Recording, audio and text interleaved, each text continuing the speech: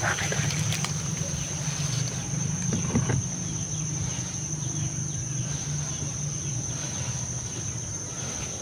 Diyos ko niyan.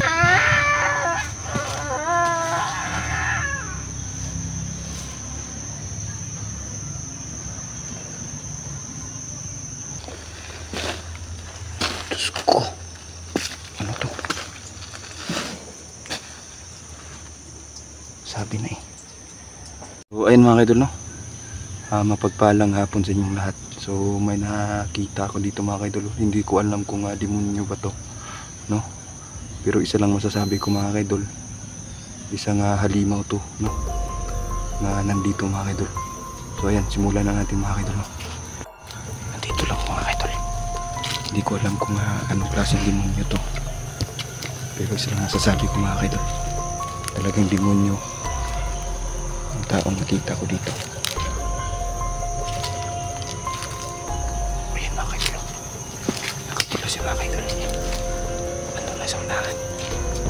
Titignan natin ang ayos. Ayan mga idol.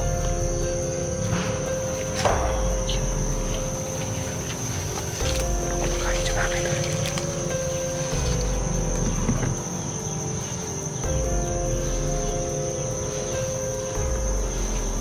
Diyos ko yan mga idol.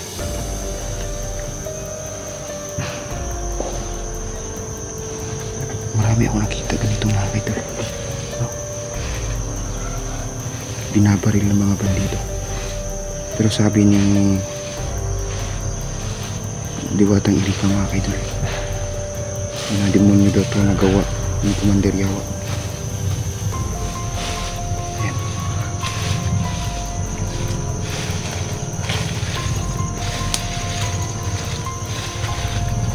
So demonyo mga idol.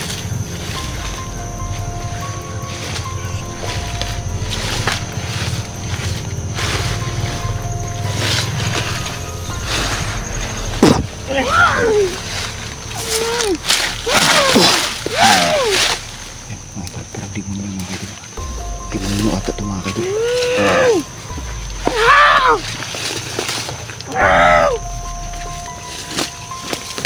Demonyo mga idol. May kasamahan pa ito mga idol. Hindi ko alam kung asa ng kasamahan nito. Pero ngayon mapapatay natin ito siya mga idol.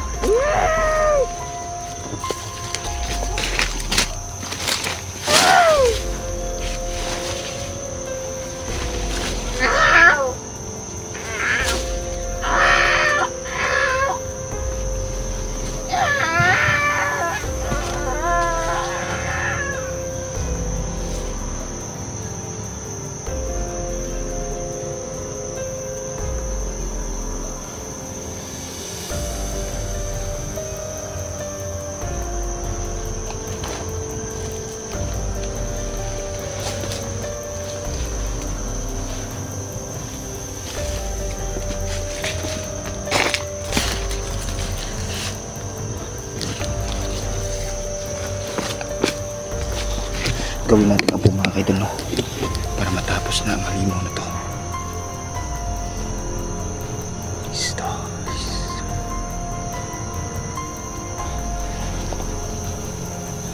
Yan mga idol, no? Naging abo na siya mga idol. Hahanapin pa natin yung isang demonyo nandito mga idol, no? Ayun, no? Hindi ko alam kung ano to, pero bigla akong nagulat kanina mga idol kasi nag-aagawan sila, no? Hindi ko alam kung karne ba yung nakita ko, no? O isang bata.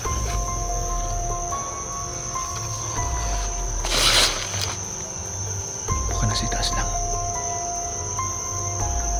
Diyos ko.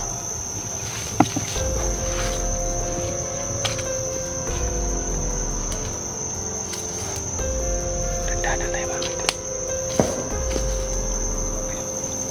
Putukan. Putukan mga idol. Hindi ko alam kung kasi nga napapadalas dito mga idol may mga taong gumagapang dito, no? Na pati bandido mga idol inaatake na. So ngayon Yun yung nakita natin yung kakaibang nilalang mga kaidol, no? Tinignan ko yung ano mga kaidol, yung nakita ko kasi mga kaidol, malalaki yung pangil na mga kaidol. May pagkasandemonyo din kasi mga taong to, hindi ko alam. Baka ganito na siguro ang nakakaharap natin dito sa lugar nito.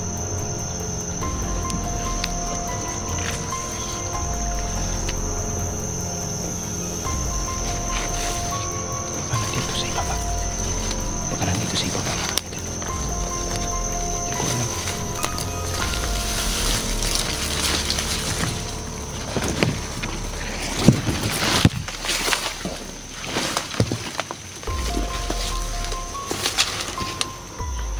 May dumaan nga dito mga kaidol. Yun ang nararamdaman ko. Nandito na sila mga kaidol.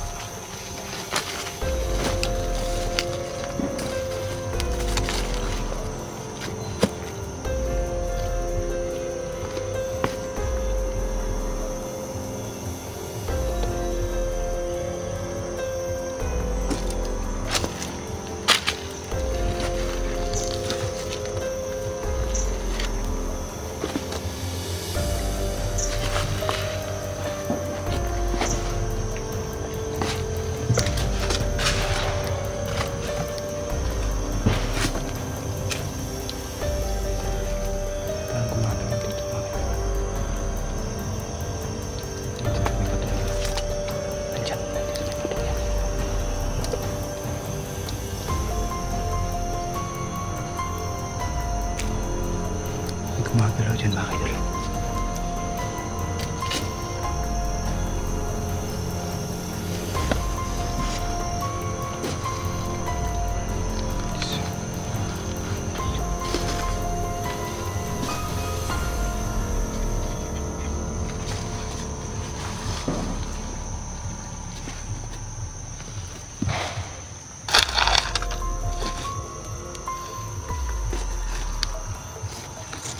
Akala ko meron, wala pala. Wala, ano to?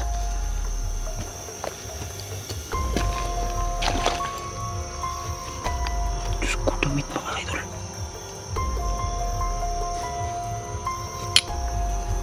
Damit mga kaidol. Diyan mga kaidol, damit.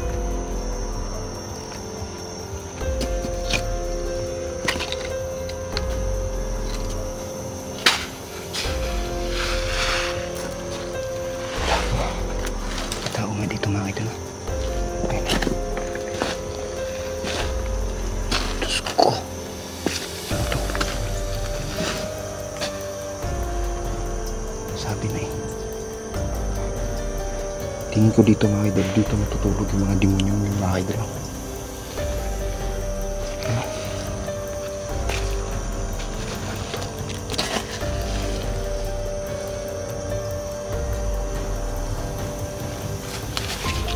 May kahoy po mga kaidol.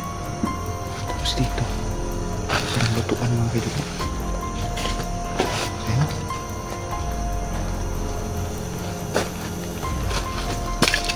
Ito tayo sa ibaba mga kaidol. Titignan natin ang buting ito. Alam ko mapanganib ito mga kaidol, pero kailangan nating masugpo ang ganito mga tao mga kaidol, kasi hindi natin alam ano baka dumami itong mga to. Kailangan sa ngayon pa lang maunti-unti natin sila mga kaidol habang hinahanap natin si Siolo, no? So ayan, kaming tatlo mga kaidol ay sinusigurado namin mga kaidol, no, na mahanap talaga si Siolo mga kaidol, kasi matagal-tagal din mga kaidol na nahuli si Siolo mga kaidol.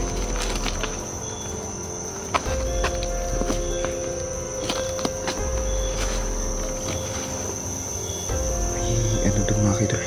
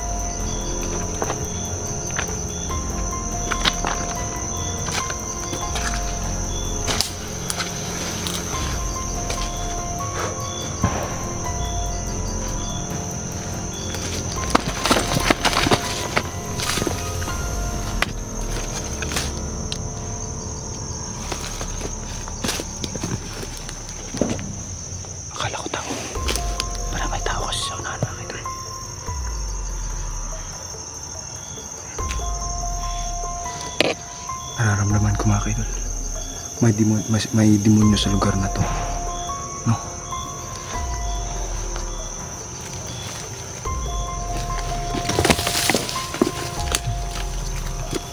May demonyo sa lugar na to mga kaidol.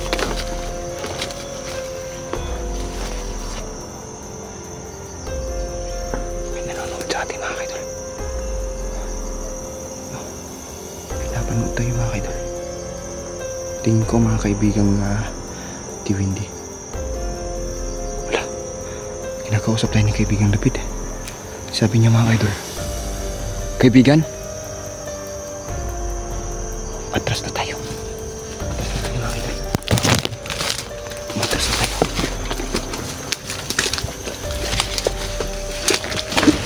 Marami daw sila dito mga idol.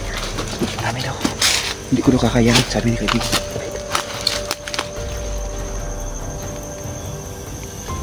Ayan mga idol, atas muna tayo, baka maano tayo dito mga idol. At sinasabi ni kaibigang Lapid, sobrang delikado daw kasi parang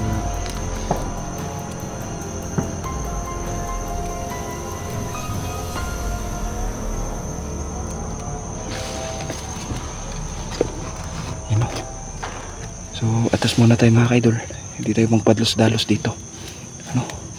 Kasi kakaiba daw itong mga nilalang na nakakaharap natin, sabi ni kaibigang David mga kaidol. Ayan. Diyos ko. Wala yun.